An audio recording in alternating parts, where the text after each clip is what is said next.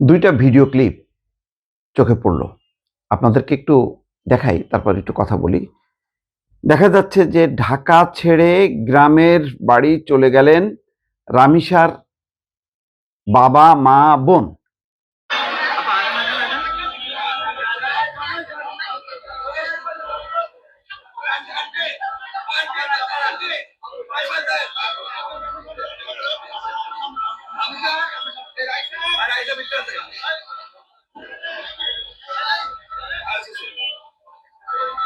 চলে যাচ্ছেন বাড়িতে।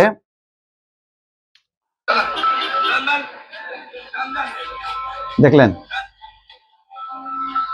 তার মানে দ্রুত চলে যাচ্ছেন বাড়িতে।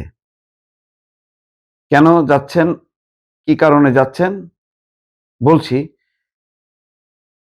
আচ্ছা, নিপুণ রায় কি বলছেন দেখেন।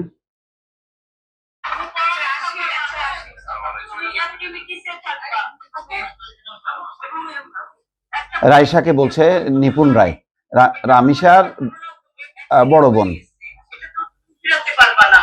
এখন তোমাকে এই পরিস্থিতিতে কোনো ঘরে না হয়, সেই অভিজ্ঞতার আলোকে তোমাকে আওয়াজ তুলতে হবে, তোমার ক্লাসে সবাইকে বোঝাতে হবে এবং তোমাকে শক্ত হয়ে মানুষ হতে হবে। রামিসার সাথে যে অন্যায় হয়েছে, সেই অন্যায়ের বিরুদ্ধে যখন তুমি দাঁড়াবা, তখনই রামিসার আত্মার শান্তি পাবে। ঠিক আছে? তাহলে তোমারও সেই দায়িত্ব মানতে হবে। আর আমার তোমার বাবার কাছে আমার ফোন নাম্বার আছে, যে কোনো ব্যাপারে হোক তুমি আমাকে জানাবা, আমি আসবো। আমাদের মাননীয় প্রধানমন্ত্রী তোমার দায়িত্ব নিয়েছে, তিনি তো তোমার বাবা, তাই না? তোমার বাবার পাশাপাশি তুমি আরেকজন বাবা পেয়েছো, তো তিনি আছেন, তুমি চিন্তা করবা না, একদম নির্ভয় করবা। ঠিক আছে? শুধু নিপুণ রায় বলেননি যে তোমার বাবার পাশে আরেকজন বাবাকে পেয়েছো, যেই বাবা এর আগের ভিডিও দেখলাম যে তার স্ত্রী এবং রামিসা হত্যাকাণ্ডের শিকার হলো, তার বড় বোন রাইসাকে নিয়ে চলে গেল বাড়িতে। তার আগে নিপুণ রায় কি বলল দর্শক শুনলেন। আমি লাস্ট যে ভিডিওটা দেখাতে চাই, দেখেন একেবারে সরাসরি কি বলছে সেই রামিসার বাবা। দেখেন। হিসেবে আসেনি, আমি একজন মেয়ের বাবা হয়ে একজন মেয়ের বাবার কাছে এসেছি। আমি উনি বলেছেন যে আমি একজন প্রধানমন্ত্রী হিসেবে আসেনি, আমি একজন মেয়ের বাবা হয়ে একজন মেয়ের বাবার কাছে এসেছি। ওনার এই বক্তব্য আমার হৃদয়কে শীতল করে দিয়েছে। এবং আপা যে প্রশ্ন করলেন যে আমার যে বক্তব্য বা আমার যে কথা, একটা দেশের রাষ্ট্রপ্রধান যখন একজন সাধারণ জনগণকে, সাধারণ মানুষকে আশ্বস্ত করেন, স্বাভাবিকভাবেই তখন আমার মনের ভিতরে সেই আশ্বস্ততা, সেই বিশ্বাস, সেই মনোবল ফিরে আসে। তা আমিও আর দেখার আর শোনার অপেক্ষা রাখে না। প্রধানমন্ত্রী নিজেও একটা মেয়ের বাবা, সেই মেয়েকে নিয়ে, স্ত্রীকে নিয়ে তিনি প্রায় বিভিন্ন অনুষ্ঠানে যান এবং তিনি যখন গেছেন, আসতে চেয়েছিলেন এই রামিসার বাবা সচিবালয়ে দেখা করার জন্য। তিনি বলেছেন না, আমি আসছি, এবং যে বলেছেন যে আমি প্রধানমন্ত্রী হিসেবে আসিনি, বাবা হিসেবে এসেছি, এবং বাবা হিসেবে যা যা বক্তব্য সব দিয়েছে। সেখানে নিপুণ রায় বলেছে পুরো দায়িত্ব নিয়েছে এই পরিবারের, ভালো সুরক্ষিত বাসা পাবে তারা, ওই বেঁচে থাকা তার বড় কন্যা রাইসার লেখাপড়া সহ সমস্ত দায়িত্ব নিয়েছেন প্রধানমন্ত্রী।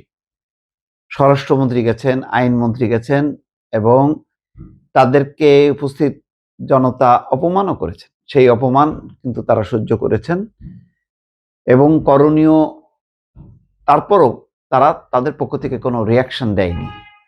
ঘটনাটা তো এমন না যে এটা সরকারের নির্দেশে ঘটনা ঘটেছে, সরকারের জন্য দায়ী। এই পুরো সিস্টেম ব্যবস্থাটাই আমাদের জন্য এটা দায়ী। এটা অনেক দিন থেকে এই ধরনের সামাজিক অপকর্ম হয়ে এসছে, যেটা সমাজ পরিবার রুখতে পারেনি।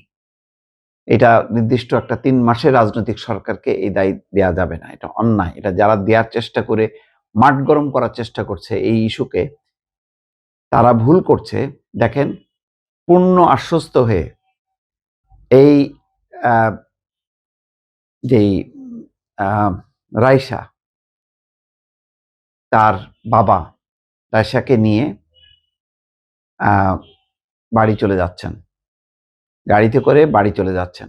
কারণ তারা বুঝতে পেরেছেন যে ঢাকায় থাকলে এই রামিসার পরিবারকে নিয়ে একটা রাজনীতি হবে, দফায় দফায় লোকজন আসবে, এবং তারা তো এমনিতেই রামিসাকে হারিয়ে বিধ্বস্ত, কিন্তু প্রতিদিন কিছু মতলববাজ লোকজন হাজির হবে বাড়ির সামনে, ভিডিও করবে এবং তাদেরকে পুঁজি করার চেষ্টা করবে। ফলে এই বেঁচে থাকা রাইসা, তার বাবা মা প্রত্যেকে কিন্তু দফায় দফায় শুধু তারা বিব্রত হবে এবং আরো ক্ষতবিক্ষত হবে। ফলে পরিস্থিতি বুঝে রাইসার বাবা রমিসার যেই মর্মান্তিক ঘটনা ঘটেছে তার প্রেক্ষিতে পরিস্থিতি এখন এমনই সেখানে যে রমিসার বাবা প্রধানমন্ত্রীর কাছ থেকে, বিএনপি নেতৃবৃন্দের কাছে এবং নিপুণ রায়ের বক্তব্য তো শুনলেনই, আশ্বস্ত হয়ে তারা বাড়িতে যাচ্ছেন, বলেছেন যে কুলখানিতে তারা যাচ্ছেন। আসলে কুলখানি না, এখানকার যেই অপরাজনীতি, এটাকে কেন্দ্র করে যারা করার চেষ্টা করছেন সরকারের পক্ষ থেকে, এরকম দৃঢ় কমিটমেন্ট সত্ত্বেও তাদেরকে তাদের সেই সুযোগটা না দিতে, বন্ধ করতে সম্ভবত